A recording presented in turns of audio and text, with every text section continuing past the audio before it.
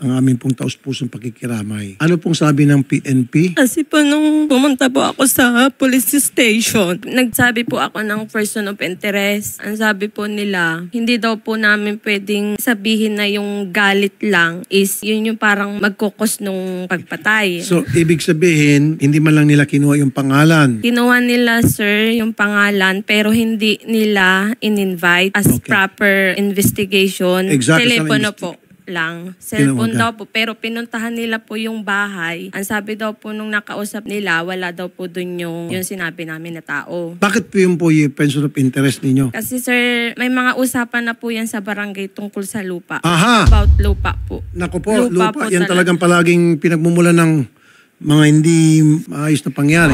Chief of Police Labo, PNP Camarines Norte. Magandang hapon po, Colonel Manila. Sir. Yes, sir. Yes, sir po. Colonel, ito pong pagkamatay ni Joselito Torzar, meron na po palang binigay sa inyong person of interest para hindi raw kayo interesado na ito ay titingnan ng anggulo na pwedeng siya ay merong kinalaman. Sir. Yes, sir. Hindi naman po, sir, sa hindi interesado, sir. Kasi kung titingnan po natin, mismo po yung kapatid ng biktima, nasabi namin, alam nyo po ang lugar. Nasa interior barangay po, walang katao-tao at kahoy lang po. Ang kailangan po natin, ma'am, makaproduce po tayo ng witness. Doon po sa nila, sir, kinuha na po na namin tao, pinatawag na po namin. Ang hindi na lang po namin nakukuha yung mga katrabaho ni Joselito po doon sa lugar. Kasi po, sir, ang inaano namin, sabi namin dyan kay ma'am, dapat mag-ano na kayong complain o affidavit para po pag nakahanap na po tayong witness, ito po ay ipapasa na po natin at makasuha na po natin. Actually, okay, sir, saan po ba natagpuan yung bangkay ng biktima? Yes, sir. Ito pong natagpuan, sir, sa coconut plantation po ng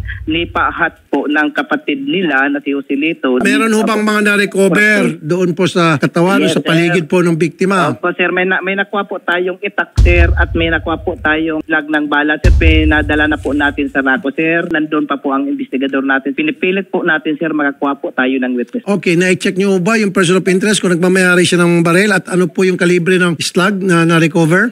Wala pa, sir. Unidentified pa po, sir, kasi common po dito sa mga sir, sa area ng mga ganyan po, sir. May mga kasi dyan, sir. May mga homemade na baril dyan, sir. So, yung result po ng natin, RACO natin, makikita po kung saan ginamit yung slug, kung yun ba ay sa baril na may may para ma-determine, sir, o may pangalan o mga homemade po. Hindi, wag natin i-assume agad na homemade, sir. Let's assume na hindi homemade yun. Yun ang mahirap sa atin Nag-assume agad tayo, di ba? So, titingnan muna natin yung slug na yun. Ano ba yung galing sa kalibre 38, 9mm, 45, etc. Di ba? Yes, sir. And then after that, alamin mo, ngayon po mismo, right now, alamin niyo po kung meron pong baril na nakarehistro sa pangalan nitong binabanggit ni ma'am na person of interest. Iyon po, sir. Iyon po, sir. Yung result po ng RACO, sir, ang titingnan po natin, sir. Pero kaya nga po, sir, for the meantime, habang wala pa po yung result, mag-check na po kayo sa kamkrame kung meron bang nakarehistrong baril sa taong ito, kung meron bang nababalitaan niyo sa barangay na nagmamayari ng baril. Siyempre, maliit lang itong lugar ninyo dyan sa barangay nila. Malalaman agad sino may mga baril, sino nagmamayari ng mga baril, etc. Di ba? Tapos, sir. Yun po. Pangalawa, yung gulo na yon o na-recover, natukoy na ho ba kung sino po may-ari noon? Opo, sir. May fingerprinting na ho ba na na-lift? May request po, may inano na po natin yung sa itak po. Pakinggan niyo po yung pamilya ng victim because they should know kung sino yung mga kalitang. Usually, sir, sa investigation ng crime that happens or murder, for that matter, ang una agad kinakausap, di ba, yung mga kamag-anak, sino sa tingin nyo na maring merong galit sa inyong kapamilyang namatay? Usually, yung unang katanungan, kayo, dinidiscount nyo na agad. Hindi po, sir. Actually, sir, nung mailibing nga po, sir, wala na nga po yung mga kapatid dito po, sir. Kaya nga po kami ngayon nahihirapan, sir, kasi wala po kami makuhanan talaga, sir, ng complaint nila kasi wala na nga po, yung iba wala dito. Yan nga nagtumbong sa inyo, sir. Dapat sana siya ang speaker po ng pamilya, sir. Sana mag-cooperate naman lang po siya sa amin para makatulong dito sa kaso. Okay, nag-cooperate ka ba? Good sir, po. ako po laging tumatawag kay Sir Samonte. Sino po si Sir Samonte?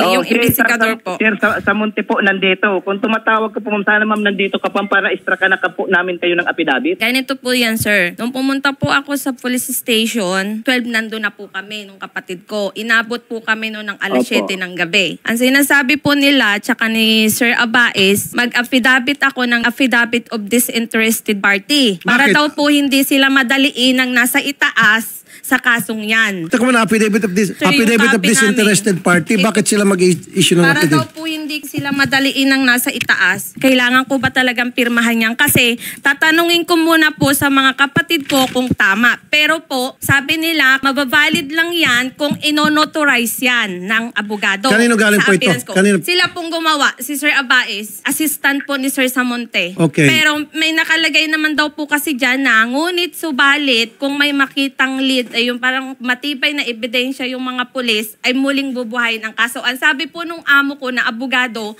bawiin mo yung papel kasi mas lalo nilang hindi tututukan Exactly. yung kaso. Kaya binawi ko po yan. Pagkabukas po, para ipanotarize dapat namin, sinabi ko po sa kanila na, sir, pinapabawi po nung amo ko na abogado kasi po, pwede daw namin kayo kasuhan sa Napolco. Colonel, Sir. buti pa ito, si complainant, maraming alam. Kayo po, Colonel, mukhang kapos kayo sa kalaman. Especially itong pinapipirma nyo sila ng affidavit of disinterested party. Ano ba ito? Ba't may ganito pa? Sir. Ganito, sir. Kung ano po, ma'am, kung mapupwede, ma'am, kung mapupunta ka na po dito, ma'am, kahit ako, ma'am, nahihirapan dito, ma'am, kahit po kailangan ko po talaga dito, ma'am, yung complainant, ma'am. Ma'am, wala na po yung mga kapatid mo po dito, yung ina mo, hindi namin makuha na ng affidavit para magakuha kami ng complaint. Pero sir, bakit pa kailangan pumirma itong mga kamag-anak ng affidavit of disinterested party? What is this for? Sir, actually, sir, hindi ko man yan, sir, pega-ano. Kasi ang kailangan ko, sir, masolve po ito, sir. Yan, sir. Kaya nga, kung kailangan mo may solve, bakit yes. kailangan pa nila pumirma? Sandali. Attorney Garrett, Yes po, Senator. Magandang hapon po. ano itong affidavit of disinterested party pinapipirma sa pamilya ng biktima? Okay, kapag usually sen ginagamit po ang affidavit of disinterested party kung gustong ideklara ng isang possible witness, Senator, na hindi siya interested maging witness before the court. So, malaki pong epekto nito sa prosecution dahil, yun nga po, sen, they possibly lose one witness po. So ito ay para sa isang witness. Yes po, Senator. Disinterested party siya. That ginagamit po yan kapag hindi siya interested to pursue the case po, Senator. In this case, ang witness at ang interested party ay kapatid, so hindi siya pwedeng gamitin pag ayaw niya. Yes po, Senator. Kasi with that affidavit, sinasabi po, although hindi ko pa po nakikita in paper, usually sinasabi po sa affidavit of disinterested party that they are not willing to prosecute the case before the Oh, court po. so this is not necessary. Kung talagang porsigidong mga pulis natin na trabaho inyong kaso, hindi na kailangan siguro itong affidavit of disinterested. Yes po, Senator. Hindi naman siya kailangan. And I never came across a situation wherein kailangan muna may affidavit of disinterested party before an investigation will happen. So Colonel, baliwalain na natin Sir, to. Opo. Good. Yung sinabi po ng pamilya ng biktima na person of interest nila, start investigating tulad ng suggestion ko sa inyo. Laliman niyo po investigation yung anggulo na maaring kasi lupa daw ang pinag-usapan sa akin experience. Meron pa nga dyan mag-ama, magkapatid, mag-ina, nagpapatayan dahil sa lupa. Kaya pag sinabi nitong kamag-anak ng biktima na lupa ang dahilan, meron ng malaking alitan, nagbarangay na ilang beses, then you should not look at it lightly. In fact, you should look at it seriously na possible na mayroong kinalaman sa lupa yung pagkamatay nitong biktima. Am I right? Yes, sir. Thank you. So ganito po ang gagawin natin. Ito pong binigay na pangalan sa inyo, nandiyan para sa inyo. I want that Nandito na po, sir. May investigated. poster kami. Oo, sir. Yun nga, sir, ang hinaano namin, sir. Until now po, sir, yung family nga po, sir, hindi makuhanan namin ng maka-extra kami ng affidavit kasi wala na nga po sila yung family ng victim, sir. Yun na lang po ang hinihintay namin. Lalo na po itong si ma'am na nagdyan, yun sana po ang boses ng pamilya na sana siya po na lang ang makuhanan namin kasi yung mother nila is parang hindi na rin po makarinig. Yung ibang kapatid niya po wala na po dito. Kaya kami po, sir, hanggang ngayon nandoon po rin po kami sa kahit ngayong oras na to nandoon yung tropa ko, sir, kasi naghahanap po kami magiging witness. Sir, ang gusto ko po mangyari dito, today, umpisahan niyo na po pagtingin doon sa anggulo na baka lupa nga po ang dahilan ng ikinamatay nitong biktima. At kapag lupa, then walang ibang dapat inyong imbestigahan, kausapin, tanungin, etc. ay yung ilang beses na dinala sa barangay na kaalitan nitong biktima dahil sa lupa nga. Opo, sir. Nandyan man po ang anggulo po namin, sir. Nandyan po. Good. Sige po. So, of course, kung meron pa po kayo ibang mga person of interest o suspect, continue with that. I'm not stopping you Yes, from sir. doing Yes, it. sir. Yes, sir. Continue. Yes, sir. However, itong pamilya ng biktima na mismo nagsasabi na ito maaaring may kinalaman. Di ba? Sir, yes, sir. Okay, good. Kasi, di ba, Colonel, ano lang po ako, sir. May ano lang po ako, sir. Pakisabi po kay ma'am, yung kapatid po, baka magpunta po siya dito para maka-extract na po kami ng affidavit po sa complaint po para maka-diretso na po ito. Wala po kami makuhanan dito, sir. Sir, okay, sige, affidavit, papuntahan, Opo. sasamahan ko dyan. Opo. Opo. Basta Opo, sir, yun ha, po, sir. yung slugs, gusto ko Opo, malaman opo. anong kalibre, and then checkin nyo na po ngayon mismo sa Camp Crame kung meron bang nakaregister na firearm doon sa Opo. person of interest. Magtanong-tanong kayo sa barangay kung meron bang mga chismis dyan marites na may baril pala si ganito, si ganon. Nalalaman ng barangay yan. Sino may ganitong gulok, ganon, fingerprint, etc. Opo. Okay? Okay, sir. Okay po. Good.